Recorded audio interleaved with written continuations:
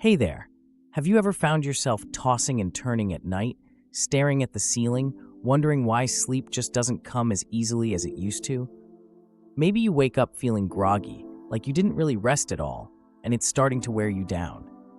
If that sounds familiar, you're not alone. As we get into our 60s and beyond, sleep can feel like a tricky puzzle to solve. But here's the good news. It doesn't have to stay that way. Sleep isn't just about resting your body. It's one of the biggest secrets to living a longer, healthier, and happier life. And I'm so excited to share with you some simple, practical ways to unlock that secret, starting right now. Picture this. You wake up in the morning feeling refreshed, ready to enjoy your day, whether that's a walk in the park, a chat with a friend, or just soaking in the quiet of your favorite chair with a cup of tea. That's what good sleep can do for you. It's not just about feeling better in the moment. It's about giving your body and mind what they need to keep you going strong for years to come. In this video, we're going to walk through 4 sleep secrets that anyone over 60 can use to improve their sleep quality and, yes, even add some extra spring to their step. These aren't complicated tricks or expensive gadgets, just down-to-earth ideas you can start trying tonight. Let's start with something that might sound simple, but makes a world of difference. Sticking to a bedtime routine. I know, life can get busy, even in retirement. Maybe you're staying up late to finish a good book, or you're catching up on a show you've been meaning to watch. But here's the thing, our bodies love consistency, especially as we get older. Think of your bedtime routine like a gentle signal to your brain that it's time to wind down. It doesn't have to be fancy. Maybe it's brushing your teeth, putting on some cozy pajamas, and sitting with a warm drink, like chamomile tea, for a few minutes. Or perhaps you like to read a few pages of a light story, nothing too thrilling that'll keep you up wondering what happens next. I've heard from folks who say they used to go to bed whenever they felt like it, sometimes at 10, sometimes at midnight, and they'd wake up feeling off balance. But when they started picking a regular time, say 10:30 every night, something clicked. Their bodies got into a rhythm, and sleep started coming more naturally. It's like training a little internal clock that says, okay, it's time to rest now. And the best part? You don't have to be strict like a drill sergeant. If you aim for the same bedtime most nights, even with a little wiggle room, you'll start noticing a difference. Maybe you'll find yourself drifting off faster, or waking up without that heavy, foggy feeling. It's a small change that pays off big over time.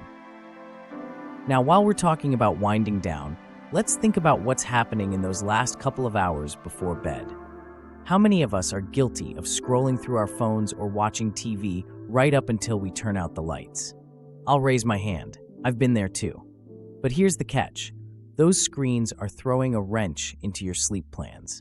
The blue light they give off tricks your brain into thinking it's still daytime, which messes with that natural wind-down process. It's like telling your body, hey, stay awake, the sun's still up, when all you want is to cozy up and drift off. So, what can you do instead? Try giving yourself a little screen-free buffer, maybe an hour or so before bed. Swap out the phone for something calmer, like listening to soft music or chatting with your spouse about the day. One friend of mine started doing a simple crossword puzzle by lamplight instead of watching late-night news, and she swears she falls asleep faster now. If you're someone who loves a good show, maybe save it for earlier in the evening and let your evenings ease into something quieter.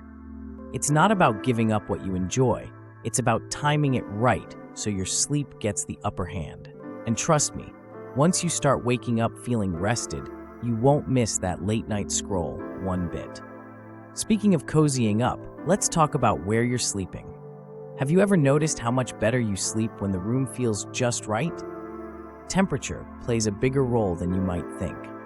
As we age, our bodies don't regulate heat as well, so a room that's too warm can leave you restless, kicking off the covers in the middle of the night.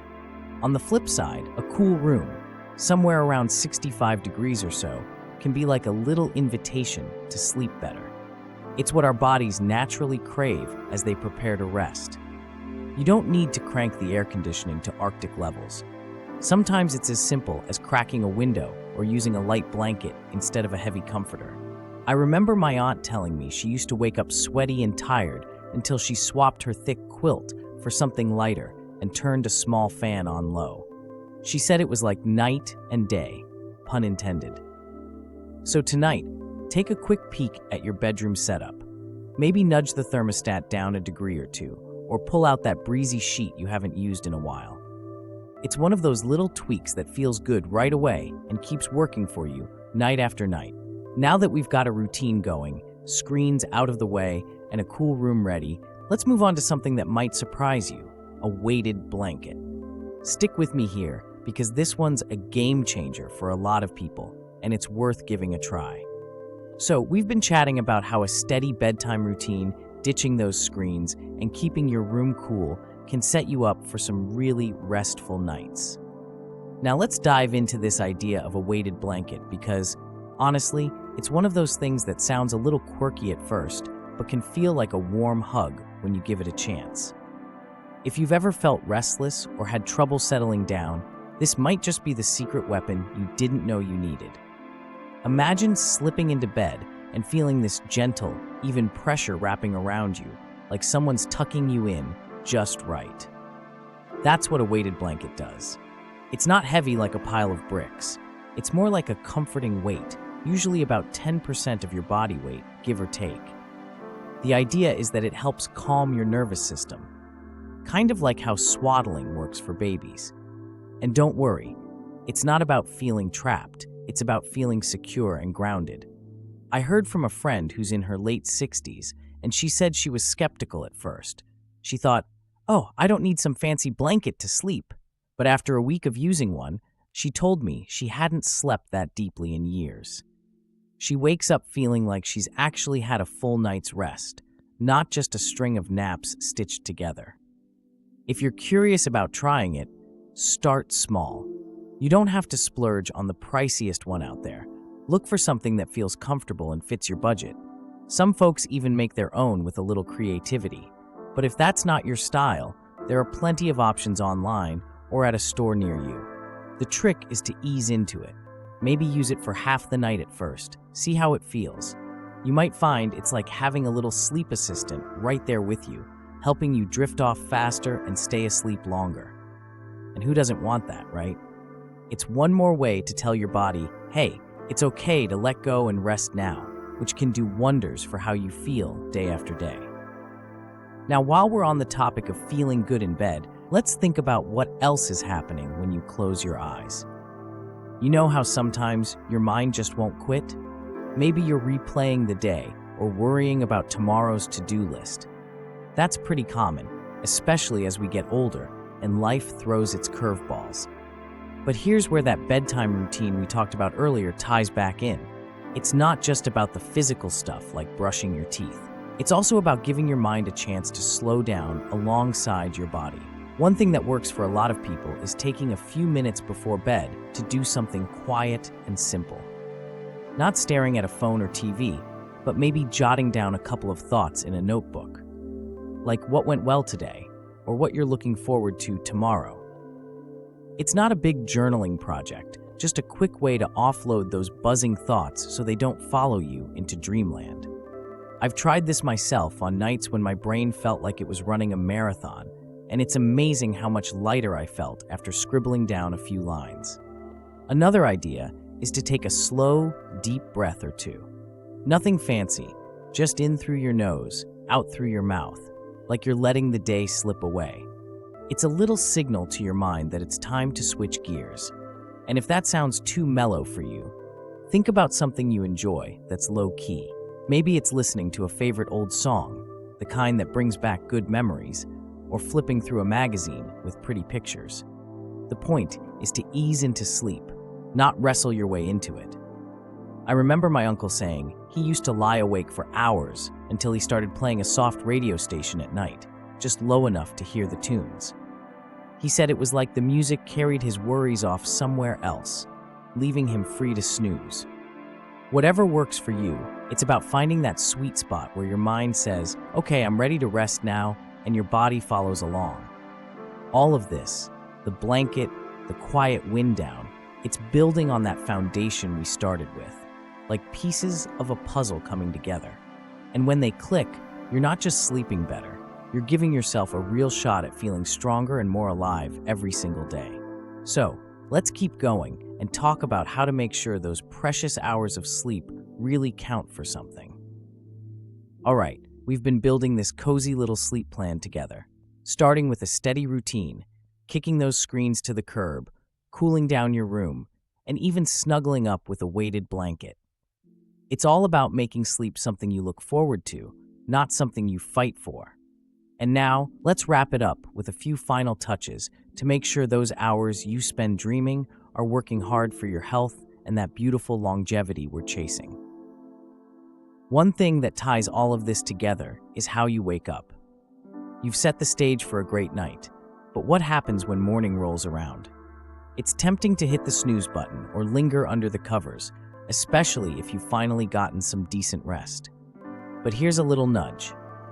Try letting the daylight in as soon as you can. Pull back those curtains or crack the blinds and let that natural light wash over you. It's like a gentle hello from the world, telling your body it's time to start the day.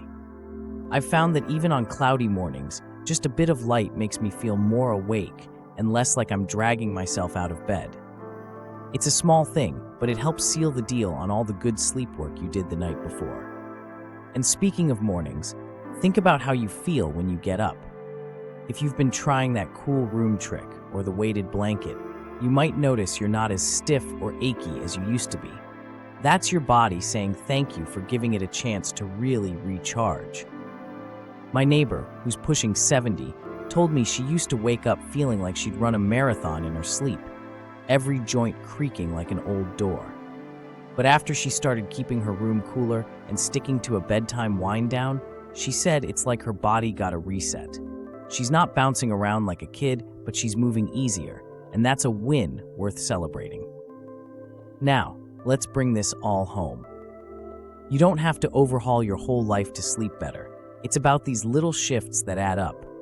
Maybe you start with picking a bedtime and sticking to it most nights, or you swap that late-night TV for a quiet story.